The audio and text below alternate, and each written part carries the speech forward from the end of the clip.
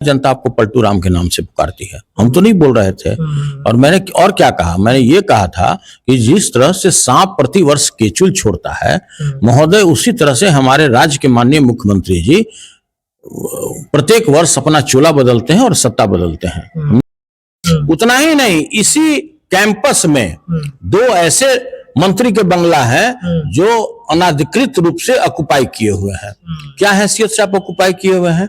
कैसे किसी के नाम से आप बंगला में रह सकते हैं? वो भी गैर कानूनी है। और देखिए, मामला यही रुकने वाला नहीं है।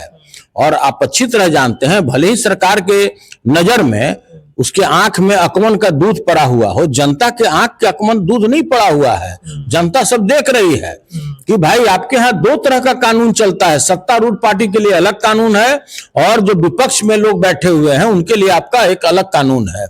आपको चिंता इस बात की नहीं है कि जो सैकड़ों राउंड गोली चल रहा है उसको कैसे हम रोकथाम करें। आपको चिंता इस बात की नहीं है कि रोज हत्याएं हो रहा है उस पर कैसे हम विधि व्यवस्था पर कंट्रोल करें। आपकी चिंता नहीं है कि बेरोजगारों को हम कैसे रोजगार दें।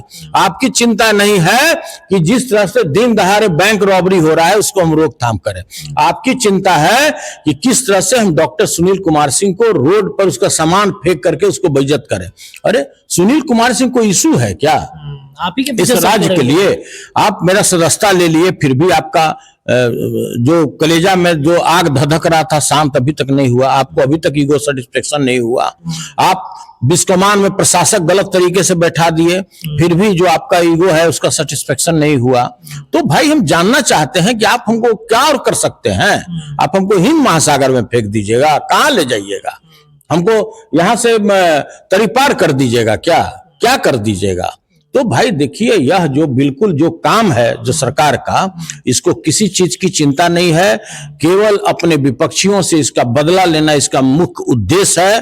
किस तरह से जो विपक्ष में लोग बैठे हैं उसको कैसे तिरस्कृत किया जाए, उसको कैसे बेइज्जत किया जाए, मात्र इसी कार्य में सरकार में बैठे हुए बंदे लगे रहते हैं। क्योंकि ये चाहते नहीं है कि विपक्ष के लोग, जो व्याप्त भ्रष्टाचार है इस बिहार में, जहां किसी ब्लॉक में, किसी अनुमंडल में, किसी जिला में बगैर रिश्वत दिए हुए काम हो, इसकी चिंता ये नहीं है।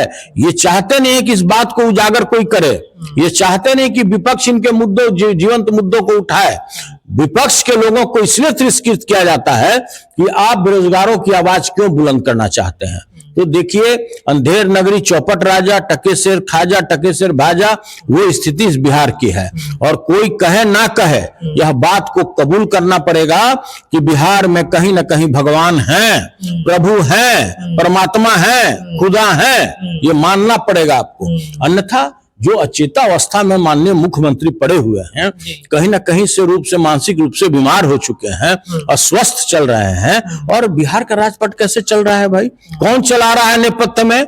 सभी लोग जानना चाहता है कि भाई आप क्यों नहीं इस्तीफा दे देते हैं? जिसके यहाँ आप सबसे ज्यादा पकौड़ी और सैंडविच खाए हैं, आप उसी को बना दीजिए मुख्यमंत्री। जो स्वस्थ दिमाग का आदमी हो, आप उसी को बना दीजिए। जो यह अनुष्ठान लगातार मंदिरों में करा रहा था कि मुख्यमंत्री किसी तरह से पागल के शिकार हो जाए, किसी तरह से बीमार हो जाए, जो व्यक्ति इस तरह का कार्य कर रहा था उसी को मुख्यमंत्री का पद सौंप दीजिए। तो आपको चिंता तो इस चीज की है नहीं।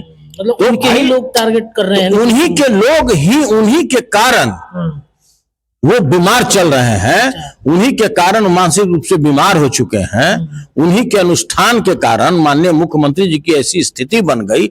जो समझिए भाई, महात्मा गांधी जी का, राष्ट्रपिता महात्मा गांधी जी का समझिए कि शहादत दिवस हो और गोडसे को शाबाशी देने के लिए जो व्यक्ति थपड़ी बजा रहा हो, तो सोचिए कि उसकी मानसिक स्थिति कैसी है।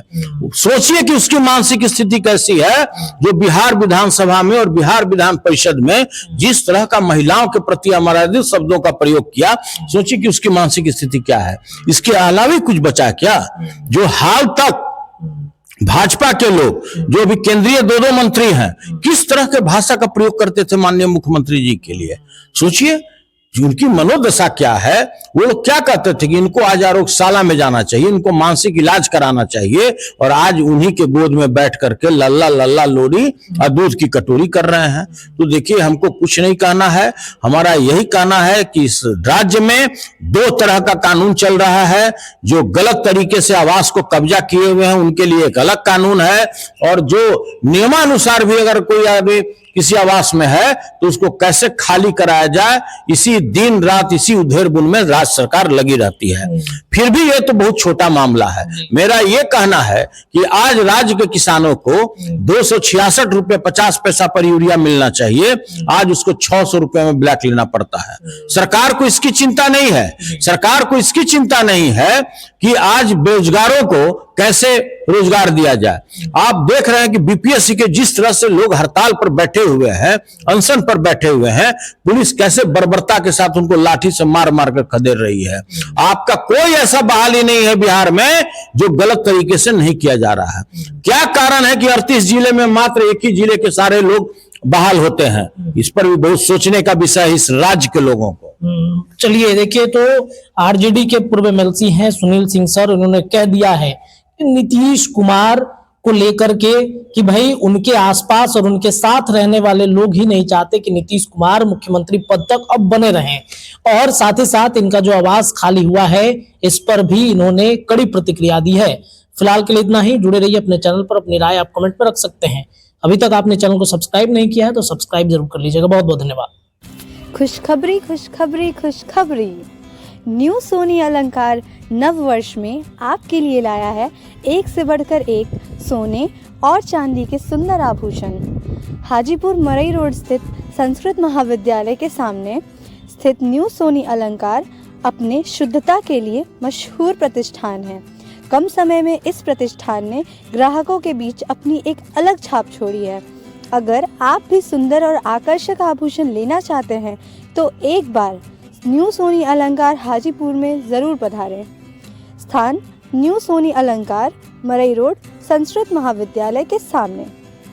अभी संपर्क करने के लिए कॉल करें दिए गए नंबर पर 7991160973। धन्यवाद।